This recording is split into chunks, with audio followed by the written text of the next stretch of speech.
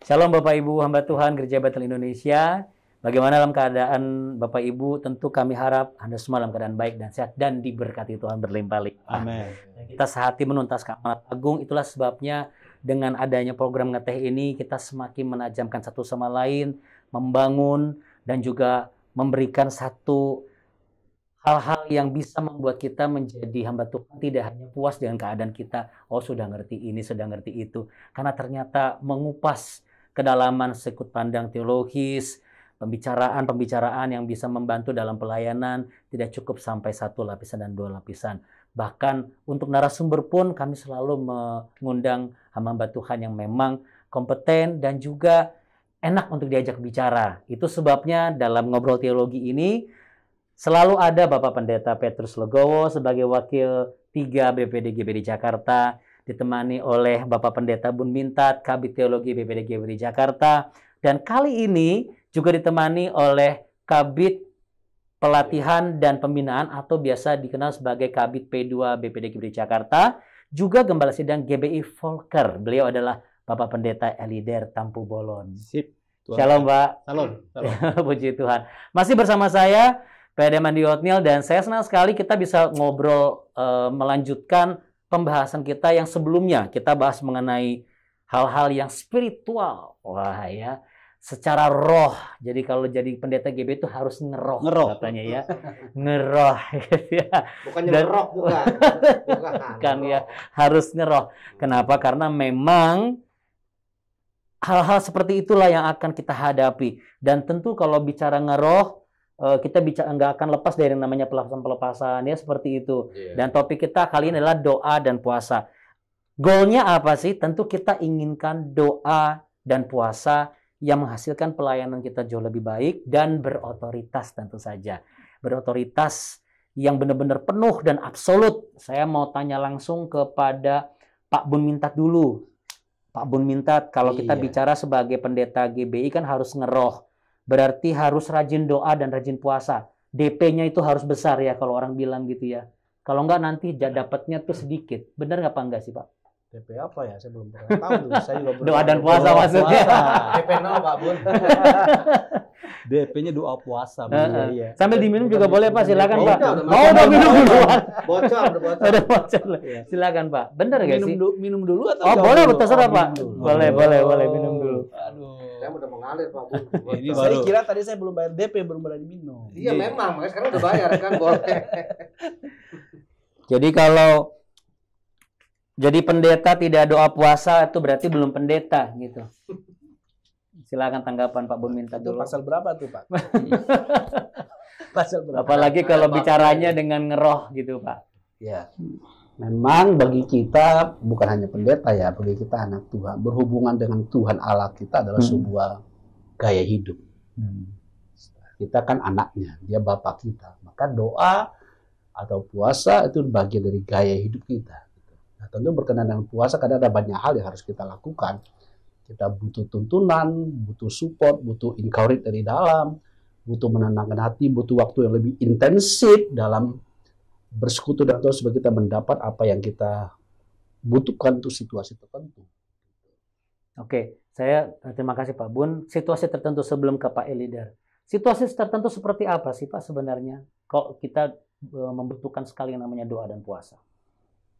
Kita ini kan manusia penuh dengan keterbatasan, ya kan? Nah, keterbatasan kita itulah yang memang membutuhkan yang tak terbatas itu untuk membantu menolong kita kalau dalam konteks sebagai gembala atau hamba Tuhan untuk memberikan bimbingan atau pembinaan terhadap jemaat kita. Jadi kita memerlukan yang tak terbatas itu untuk memberikan kemampuan kepada kita bagaimana mengarahkan mereka, membimbing mereka itu untuk hidup lebih dekat kepada Tuhan yang dapat memberikan kepada kita tuntunan hidup. Jadi itu hanya bisa didapat melalui doa puasa atau doa dan puasa sebagai salah satu variabelnya. Nah, itu sebabnya sebetulnya doa dan puasa. Kalau kata doa, saya mungkin kalau dari segi tata bahasan ya, Pak Bun, Pak Ender, saya mungkin lebih tepat mengambil kalau dari segi tata bahasa gitu ya, sembahyang. Kenapa harus sembahyang? Itu dari kata sembah. Jadi ketika kita melakukan doa, kita sedang menyembah kepada Sang Maha Pencipta langit dan bumi ini. Sehingga ketika memaknai seperti itu, maka ada unsur kegentaran, rasa hormat gitu. Karena saya mengamati gitu ya, maaf gitu ya, jangankan di kalangan jemaat, tapi juga mungkin kalangan pendeta, kayaknya doa itu seperti sesuatu yang udah formal aja, udah ya gitu-gitu aja gitu, tanpa menaruh rasa hormat bahwa ketika kita lagi berdoa itu, kita lagi sembahyang itu, kita lagi melakukan sesuatu penyembahan kepada Sang Allah Pencipta langit dan bumi. Kalau dalam Bapa kami itu kita punya kekudusan. Kalau dia memahami bahwa yang kita sembah itu kudus, minimal juga dia kan punya kekudusan. Jadi ada satu kegentaran, rasa takut, sehingga mereka tuh ketika berdoa itu sungguh-sungguh, jadi nggak main-main lagi. Tapi merem loh Pak. Doa itu, Pak Bun udah ketawa kan? Ya, Konsep doa itu. soalnya saya pernah ngomong begitu, terus tapi saya merem loh doanya, kurang sungguh-sungguh apa? Maaf nih ya, Ya. mata jasmani kan merem, tapi kalau rohnya melayang-layang, tapi bukan ini roh gentayangan ya, bisa aja bukan soal merem atau meleknya, tapi bagaimana kontak hati batinnya kepada roh Allah. Oke, Jadi terima nggak mesti kasih. merem atau melek. Pak Petrus, saya nyambungin nih, deh. Unsur tertentu, lalu kemudian ternyata memang butuh satu fokus, satu impresi rasa yang benar-benar penuh dengan kegentaran kepada Tuhan, rasa hormat, dan bukan hanya sekedar doa karena sudah terbiasa, mungkin seperti itu.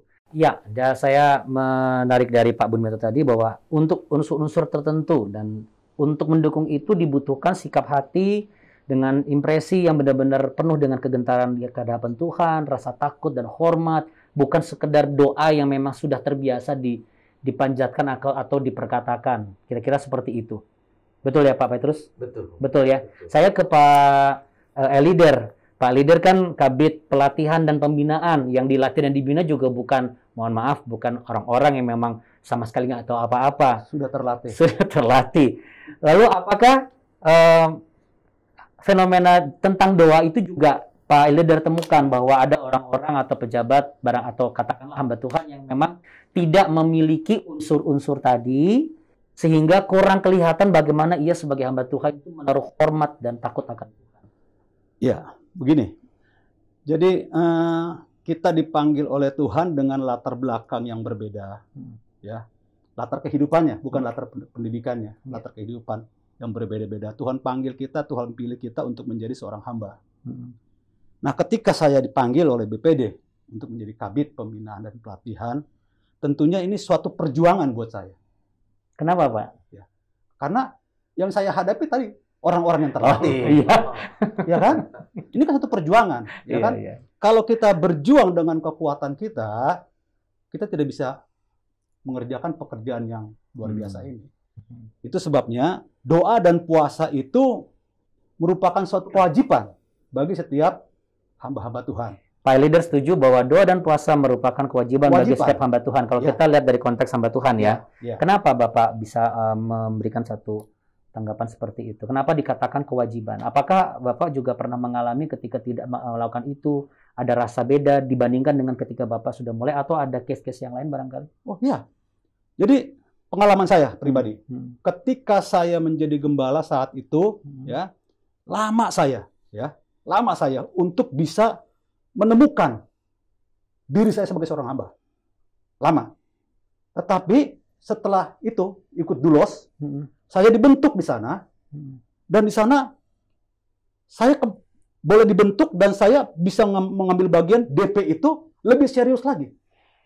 Jadi kalau disimpulkan, kan saya juga ikut dulos nih, Pak. Iya. Pak Petrus ikut dulos, Pak? Enggak. Oh, dulos enggak ya. Pak Bun Minta juga pernah dulos ya? Kalau dengar sering. Iya. Enggak ikut ya. Tapi kan memang itu kan pembentukan hati, dibentuk, dihancurkan ya, katakanlah gitu kan. Digeremukin untuk tahu betul, tahu diri banget bahwa kita tidak punya apa-apa selain Allah sendiri dan diri kita. Artinya sebagai hamba. Berarti bisa dikatakan kunci seseorang, katakanlah hamba Tuhan, untuk memiliki rasa hormat dan gentar tadi, agar dalam unsur-unsur tertentu itu bisa dipahami dan dilakukan dan dikerjakan dengan sungguh-sungguh, start dari hati sebagai hamba baru bisa lakukan doa dan puasa. Bagaimana Pak Bun Minta? Jadi seorang hamba Tuhan harus punya hati hamba dulu, baru mengerti esensi doa dan puasa yang benar. Kalau kita karena hamba kan berarti kita seorang yang merendahkan diri. Nah, kalau kita mau diisi itu mesti rendah lah, tinggi-tinggi udah keisi, Udah betul keisi. pompa. Iya kan? Iya. Akhirnya semangat dari tinggi ke bawah. Oke. Kalau kita tidak merendahkan diri kita anggap kita ya lebih ya, Tuhan kan menentang orang congkak. Tuhan membelas kasihan, memberi anugerah lebih kepada orang yang rendah hati. Jadi dengan menjadi hamba, dengan kita merendahkan hati kita, bukan merendahkan diri ya, bukan rendah diri, tapi merendahkan hati. Beda. Lalu kita lebih gampang. Tapi saya mau garis bawahi, apa arti merendahkan hati?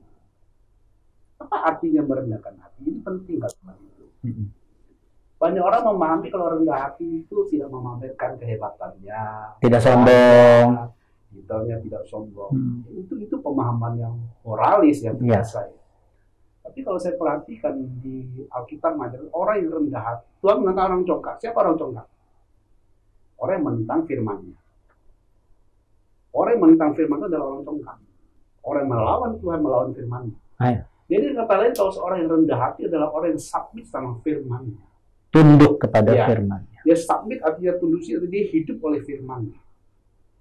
Kalau kita kan pemahaman kita lebih dalam dari perjanjian lama.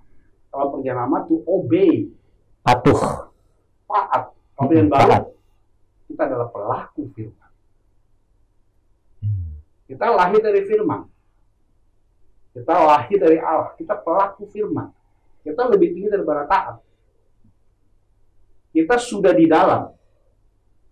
Kita pelaku firman. Dua, pelaksana firman Allah. Jadi kalau kita mau rendahkan hati ya harus tunduk.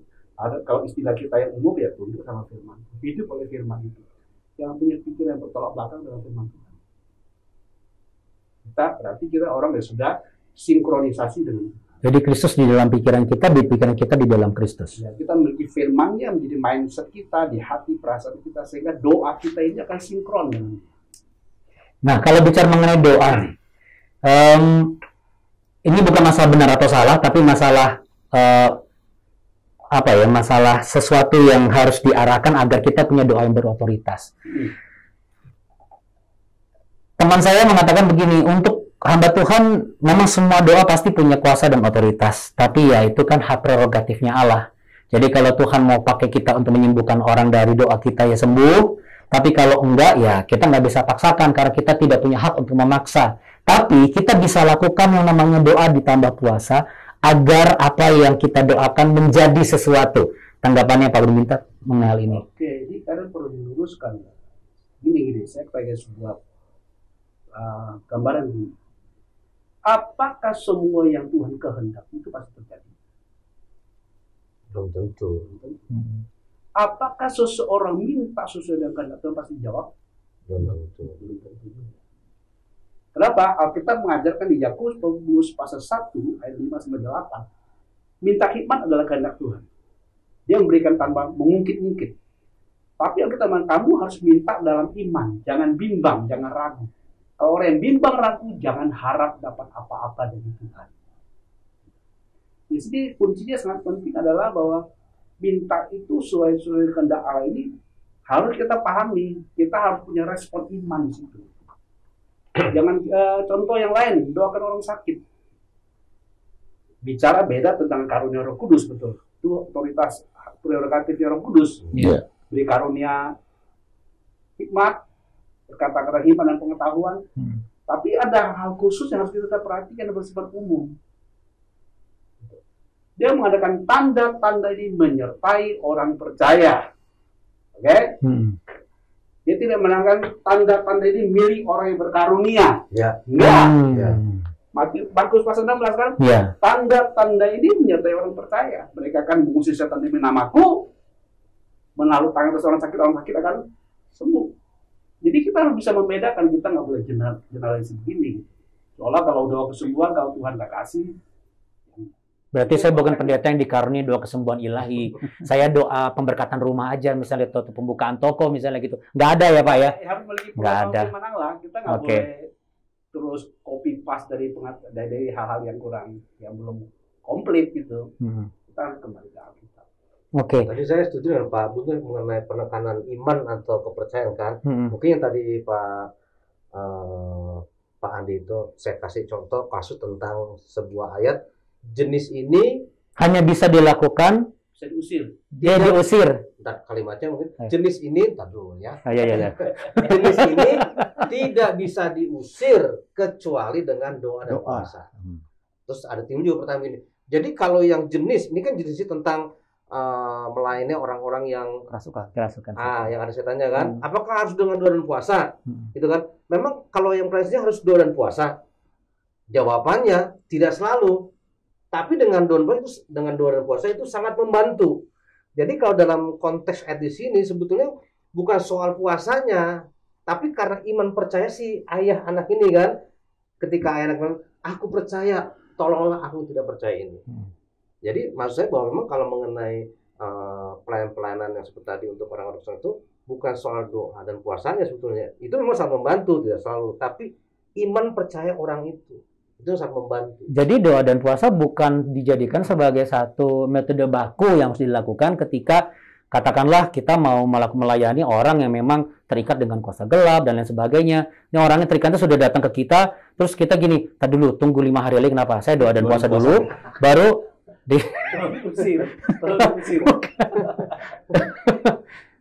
Bukan, karena saya pernah ketemu seperti itu, Pak. Enggak, Anda yang datang DP-nya baru 0 gitu kan. Gitu ya. Enggak juga kali. Lanjut. Karena ada pribadi-pribadi yang merasa bahwa diberikan karunia seperti itu sehingga butuh waktu sendiri dulu untuk ketemu dengan Tuhan, bersemedi. Dan saya tidak mengatakan bersemedi. Tapi bertuh sendiri dulu dengan Tuhan. Lalu kemudian dia akan melakukan doa puasa dan dia akan suruh satu keluarganya doa puasa, tidak boleh makan dari jam sekian sampai jam sekian dan sebagainya, baru ketemu nanti baru kita doakan. Kadang-kadang secara nalar saya begini, ya kalau itu masih hidup lah, kalau nggak hidup sih gimana gitu kan, kasihan kan, padahal kan dia terikat dengan kuasa gelap. Nah lalu apakah hal seperti ini benar atau salah kalau dari sisi perspektif Pak? Begini, firman Tuhan itu cukup jelas di dalam Matius 26:41. Dikatakan, berjaga-jagalah dan berdoalah. Nah, senantiasa artinya apa? Kita sebagai orang yang dipilih oleh Allah, yang ditetapkan oleh Allah sebagai hamba Tuhan, setiap saat pelayanan yang siap perang. Kita ini kan berbeda-beda. Ya kan? Kita jangan berpikir, nanti saya dipanggil doain ruko, dipanggil bukan. Berbeda-beda. Ya. Nah, itu sebabnya firman Tuhan itu tepat sekali mengingatkan kita supaya kita itu berjaga-jagalah dan berdoalah senantiasa supaya kamu tidak jatuh dalam percobaan. Jadi saya kira untuk rekan-rekan sepakat buat kita sekalian bahwa doa dan puasa itu merupakan satu kunci sukses di dalam masuk di dalam pelayanan yang Tuhan percayakan kepada kita. Berarti kalau doa dan puasa sebagai gaya hidup hamba Tuhan Gereja Bethel Indonesia dalam membangun karakter Kristus dan pertumbuhan rohani di dalam Kristus itu bagus ya Pak. Ya kan, tadi saya katakan di awal itu kan sebuah hubungan relationship kita dengan Tuhan. Jadi kita doa itu kan tidak hanya bicara minta, tapi ada penyembahan, ucapan syukur, mengakui keagungan Tuhan, ada persekutuan di situ. Jadi seperti Pak Eri tadi katakan, memang kita anak Tuhan, kalau kita pelayan, kita harus selalu on dengan Tuhan. Salah satu on-nya Tuhan adalah kita sebut dengan doa atau dengan tambah dengan puasa. Tapi sebenarnya puasa itu kan menolong kita lebih fokus. Tujuan kita puasa kan supaya kita jangan bisa urus pusing makan minum kan. Kita fokus dalam pembacaan firman Allah, fokus dalam bersekutu, fokus dalam doa, fokus dalam menyampaikan doa-doa syafaat. Nah, barangkali mungkin perlu ada satu masukan atau arahan ya. Enggak, saya menamai Pak Bun, tapi juga yang tadi Pak Ani ngomong, kita siap nggak siap itu harus siap. Iya. Apalagi kan ayat firman Tuhan 1 Tesalonika pasal 5:17 itu kan bunyinya pray all time. Jadi setiap kita harus dengan doa, sehingga situasi apapun yang kita harus kerjakan, kita lakukan, kita harus siap. Jangan tadi kan tunggu 5 hari dulu ya, keburu pindah nilai kan kita gitu. Benar, harus siap. Kita harus selalu hidup dalam kesadaran kita link dengan Tuhan. Kesadaran kita link dengan Tuhan. Nah, dengan adanya puasa kan menolong kita itu. Mungkin kita terlalu sibuk dengan pekerjaan yang lain-lain kan, sehingga kita fokus ke dalamnya kurang. Itu. Salah satu itu menolong kita. Puasa yang seperti apa sih cara yang benar? Apakah puasa Daniel atau puasa Esther yang lebih berkuasa. Ada yang bertanya begitu loh, Pak Pastor Pak Pendeta sudah puasa Esther belum? Udah berapa kali puasa Esther? Ya. Kenapa? Oh, kalau belum lebih cuma 1-2 kali belum dapat apa kuasanya. Harus berkali-kali. Berpuasa kalau Esther yang berdoa. dua puasa Esther kan? Iya. Jadi Esther Enggak, ini ada kaitannya begini nih. Jadi gini, wah berarti kalau misalnya saya hamba Tuhan nggak punya pendoa syafaat, saya nggak punya penopang doa, bahaya nih. Nah ini silakan dua hal ini. Jadi saya kira begini. Saya kira begini, Pak. Kita bisa memilih dua puasa yang mana saja, tetapi itu tidak menunjukkan bahwa ini yang benar, ini yang salah, ini yang lebih berkuasa. Bagi saya, bagaimana supaya doa dan puasa itu bisa kita rasakan, tentunya kita harus memiliki kualitas hubungan yang baik dengan Tuhan. Tanpa kita memiliki kualitas hubungan yang baik dengan Tuhan, kita tidak bisa melakukan puasa itu. Puasa jenis apapun sama aja kan? Iya, karena dia yang memberikan kekuatan kepada kita. Pada saat kita mengambil bagian itu, Tuhan yang akan memberikan kekuatan. Kita menjalankan bagian kita, dan Tuhan menjalankan bagiannya sendiri. Gitu. Jadi kita tidak bisa mengatakan harus doa puasa Esther. Nanti Pak Bun bilang kalau kita yang puasa, Esther yang berdoa, ya kan? Ya. Puasa Daniel. Daniel. Tapi yang bagus itu puasa Petrus. Ah. Petrus yang berpuasa. Saja. Jadi saya kira gitu Pak dia. Saya setuju Pak. Coba kadang-kadang kalau misalnya ada jemaat nanya begini, Pak Pendeta, baiknya gimana Pak ya kalau saya lagi sibuk ini? Kan saya mau ikut doa puasa dari gereja, tapi kan saya nggak mungkin kan. Boleh nggak saya makan dulu baru nanti doanya? Jadi sebenarnya yang benar tuh yang mana gitu? Nggak ada yang bagus udah kita kalau berbagi pengalaman gitu ya. Berbagi pengalaman kalau saya secara pribadi. Kalau besok tuh mau puasa, kan kita harus niati dulu kan. Tujuannya tuh apa sebetulnya? Itu kan ada di Injil Matius pasal 6 ayat 16 sampai 18. Nanti dibuka tuh ya. Nah, itu kan harus itu. Jadi ketika besok mau puasa, hari ini kita mempersiapkan diri. Minimal nanti malam jam 10 itu kita mulai dengan doa. Nah, ini tepat tadi kan DP. Doa dan puasa. Bukan puasa dan doa kan. Cocok namanya DP gitu kan. Ya kita kemukakan, kita bayar dulu DP. Ya justru bayar dengan doa, baru dapat puasanya itu, gitu. Makanya sebenarnya puasa Petrus bukan Petrus puasa kan. Jadi mempersiapkan diri untuk esok, malamnya baru Tuhan, besok saya mau puasa, apa sih itu ini. Jadi besok ketika kita berpuasa, maka kita mendapat kekuatan supaya kita bisa melakukan puasa itu dengan kekuatan Tuhan beri kepada kita. Ya, cuma pertanyaan gini, sebenarnya Pak Pendeta, ini di jemaat saya ini berbagi pengalaman itu. Puasa itu sebetulnya kita berapa hari sih? Yang lebih konyol gini, Pak Pendeta, kalau saya puasa setengah hari boleh nggak gitu kan? Saya bilang itu bukan puasa namanya. Pak Pendeta, itu namanya nunggu nasi mateng. Nunggu nasi setengah hari gitu kan? Iya maksudnya. Ya kalau mau doa, kalau mau puasa ya 1 hari lah. Dimulai tadi malam tuh, malam ini gitu kan jam 10, nanti buka jam 6 sore jam 7 malam. Ini berbagi pengalaman. Mau untuk hari aja boleh atau mau 2 hari berturut boleh. Nah bagi saya kalau puasa itu memang total, tidak makan, tidak minum. Karena ada yang mengatakan ya nggak apa-apa, yang penting kita kalau minum sedikit. Bukan, puasanya cuma nggak makan daging. Ya iya memang dia nggak bisa beli daging kan, yang makan daging. Ya masih seperti itu. Saya nggak tahu deh bagi puasa Daniel gitu.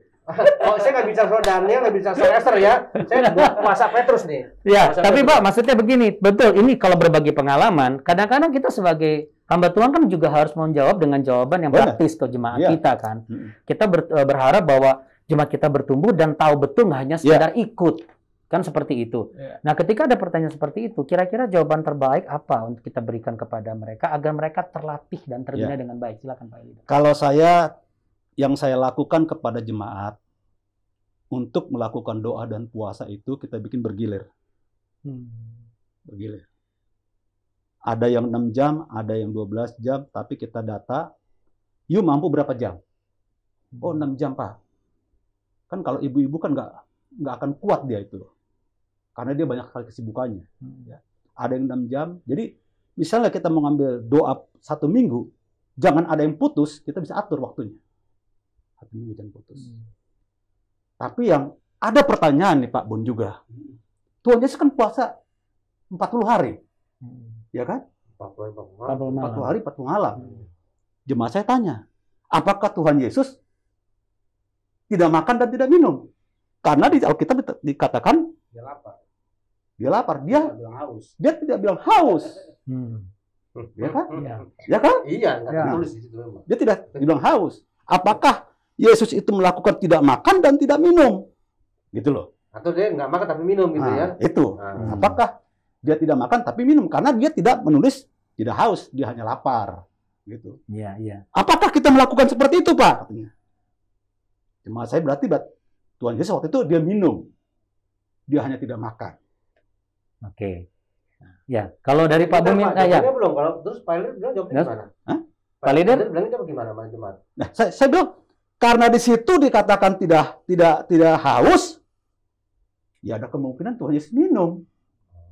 Sedikit barangkali. Ya, Segelas. namanya puasa kita nggak mungkin kalau puasa itu minumnya Ya 1 sendok lah. ya pasti ada gitu.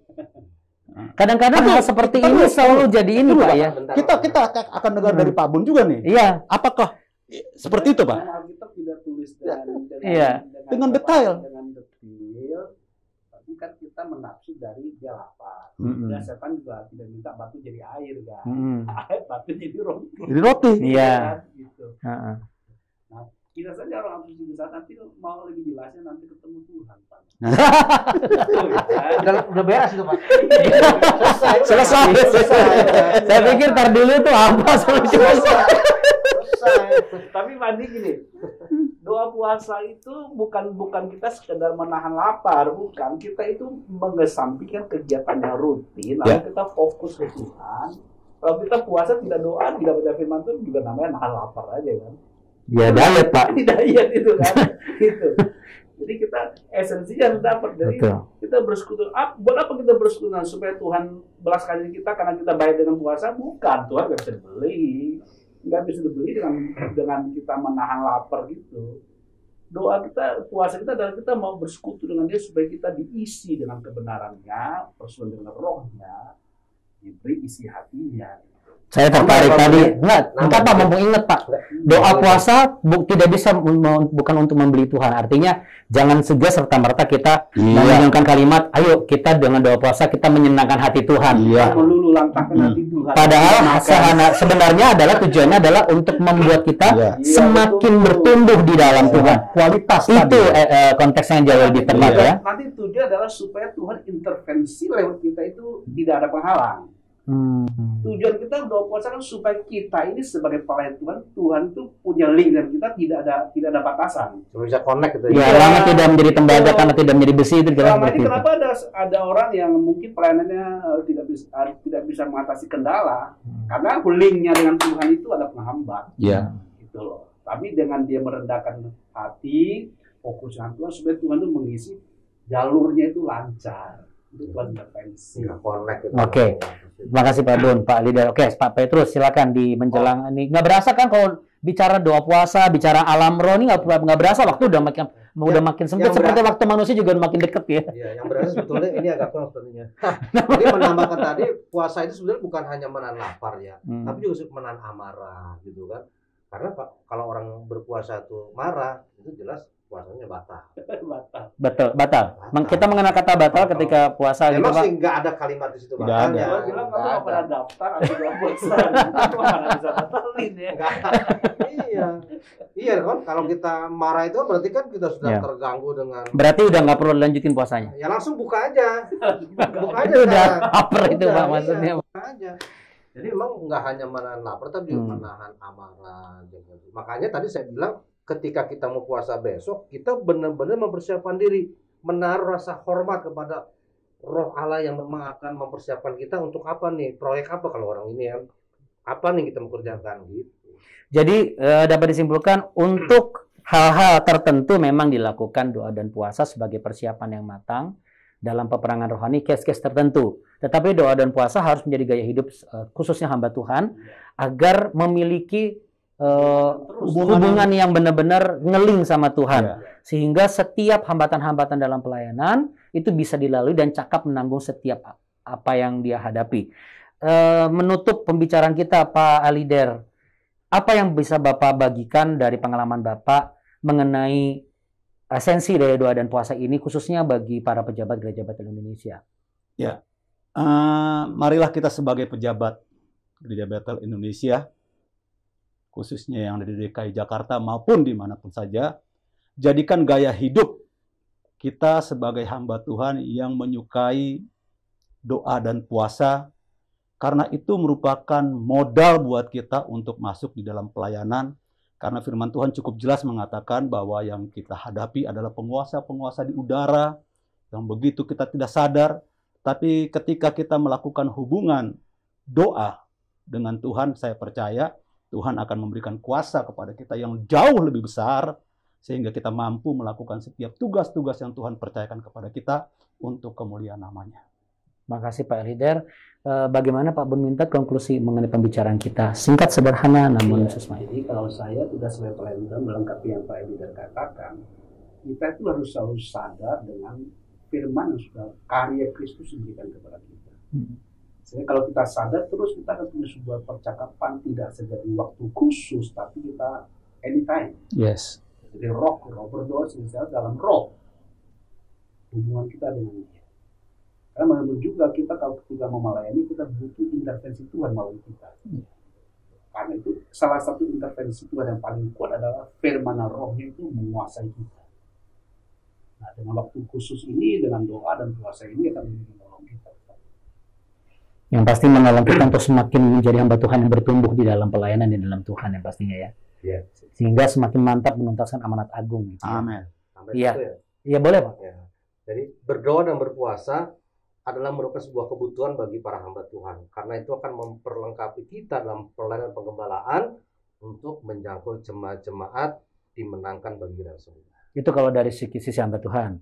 Kalau dari sisi orang percaya, doa dan puasa memberikan pertumbuhan rohani dan pemahaman kebenaran akan firman Tuhan. Membantu ya Pak? Semakin Sangat terbentuk. membantu. Ya kan? Semakin terbentuk. Semakin bertumbuh. Ya. Ya. Peperangan kita, musuh kita bukan suami kita, bukan istri kita, juga bukan tetangga-tetangga kita. Musuh kita itu bukan darah dan daging. Musuh kita itu nggak kelihatan oleh mata, artinya spirit, penguasa di udara. Dan doa dan puasa adalah salah satu cara yang bisa digunakan untuk melatih manusia rohani kita agar tetap sanggup untuk melakukan apa yang Tuhan mau untuk kita kerjakan. Sehingga kalau ada case-case yang mendadak, kita tidak lagi menggunakan hikmat manusia, tetapi kita menggunakan apa yang menjadi otoritas hasil dari doa dan puasa yang sudah kita kerjakan dan kita lakukan dengan hati yang penuh hormat tadi, agar apapun termasuk unsur-unsur tertentu dapat kita hadapi dan kita selesaikan dengan baik. Terlebih lagi amanat agung kita tuntaskan bersama-sama. Semoga pembicaraan kita dari topik yang kemarin mengenai alam roh dan kemudian bagaimana pelayanan-pelayanan yang engage dengan dunia rohani, lalu kemudian dengan doa dan puasa tadi, dengan dua narasumber kita. Hari ini ada Pak Pendeta Elider, minggu lalu ada Bapak Pendeta Timotius Bakti Sarono. Saya percaya ini memperlengkapi Bapak Ibu semua. Dan saya bersyukur Pak Bun Mintat dan juga Pak Petrus juga tetap hadir bersama Pak Sabto sebagai ketua dua membidangi media dan juga tim dari Ngeteh. Terima kasih Bapak Pendeta Nelson dan juga Christian. Dan juga untuk semua yang sudah diperlengkapi hari ini, saya ucapkan terima kasih banyak. Segala kemuliaan hanya bagi Tuhan kita Yesus Kristus. Tuhan Yesus memberkati. Salam. Shalom.